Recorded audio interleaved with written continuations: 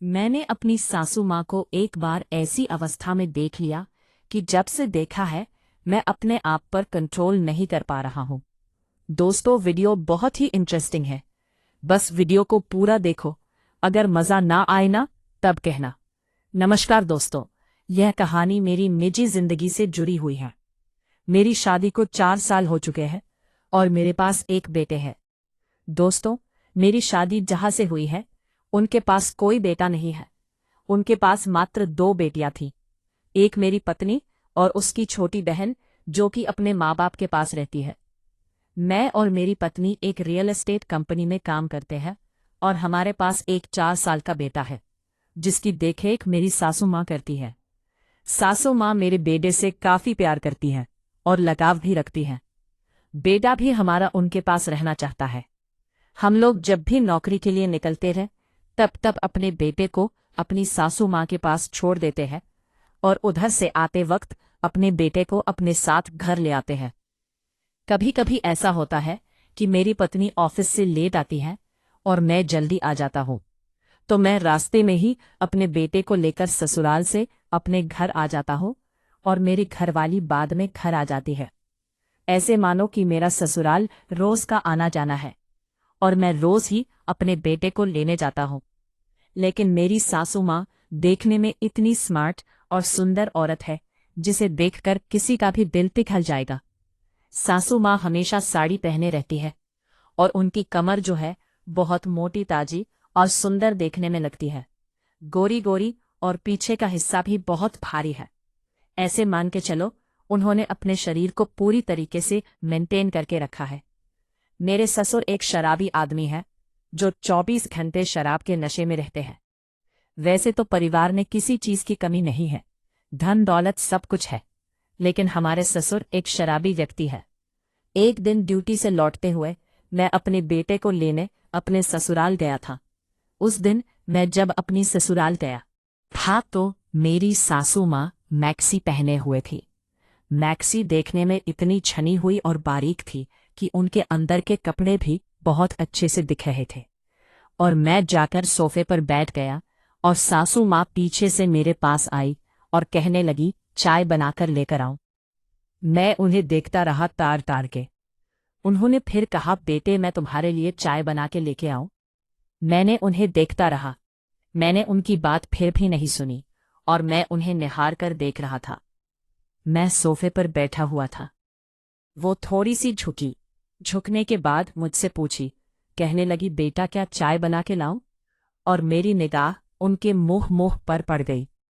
Maxi के अंदर उन्होंने बिरा नहीं पहनी थी और उनके मुंह लटके लटके दिखाई दे रहे थे।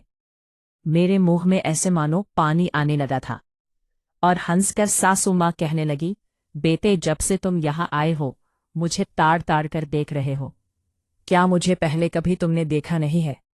फिर मैं चुप हो गया और थोड़ी देर बाद बोला, ऐसी कोई बात नहीं है मम्मी जी, मैं सिर्फ आपको देख रहा था कि आपने मैक्सी पहली बार पहने हुए देखा है। फिर सासू माँ कहने लगी, कैसी लगी तुम्हें मेरी मैक्सी? मैंने कहा, बहुत अच्छी लग रही है मैक्सी। लेकिन सासू माँ, आपकी मैक्सी में अंदर तक दिख रहा है। फिर सासू माँ मुस्कुराई और कहने लगी, कोई बात नहीं, दिख भी रहा है कौन सा कोई, मैं बाहर जा रही हूं और तुम हो तो मेरे ही भाई, मेरी लड़की के दामाद हो तो मेरे ही हुए, और अपनों से किस चीज का पर्दा। फिर सासू माँ कहने लगी, अच्छा बातें ही करते रहोगे या चाय भी पियोगे? मैंने कहा, ठीक है, चाय बना लो और मैं चाय पाऊंगा तभी लड़के को लेकर जाऊंगा।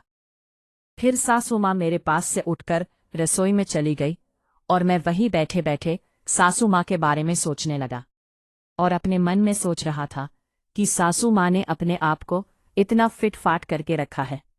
इनकी लड़की भी इनके सामने फेल लगती है।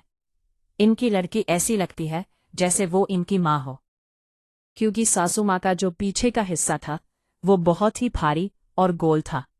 वो देख देख के ना मेरे मन में आग सी लगती थी। फिर सासू माँ अंदर से रसोई से मेरे लिए चाय लेके आई और चाय का कप सीधा मेरे हाथ में दिया।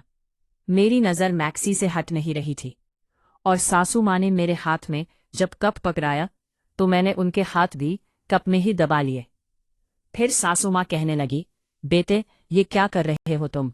देख तो लो, कप में मेरे हाथ भी दबे हुए हैं और मेरे हाथ बुरी तरीके से जल रहे हैं। फिर मेरी नज़र एकदम से कप पे गई। मैंने देखा वास्तव में सासू माँ के हाथ मेरे हाथ के नीचे गर्म कप के बीच में दबे हुए हैं और वो बुरी तरह से आवाज कर रही थी। फिर सासू माँ हंस के कहने लगी, क्या बात बेटा, ये मेरे कपड़े तुम्हें शायद अच्छे नहीं लग रहे, तभी तो तुम बार बार कर निहार कर देख रहे हो। फिर मैं बोला, ठीक है सासू माँ, अब मैं जल्दी में हूँ, आज मैं घर जा रहा हूँ। उधर से तुम्हारी बेटी आने वाली होगी और मैं सासू माँ के यहाँ से अपने बेटे को लेकर चला आया।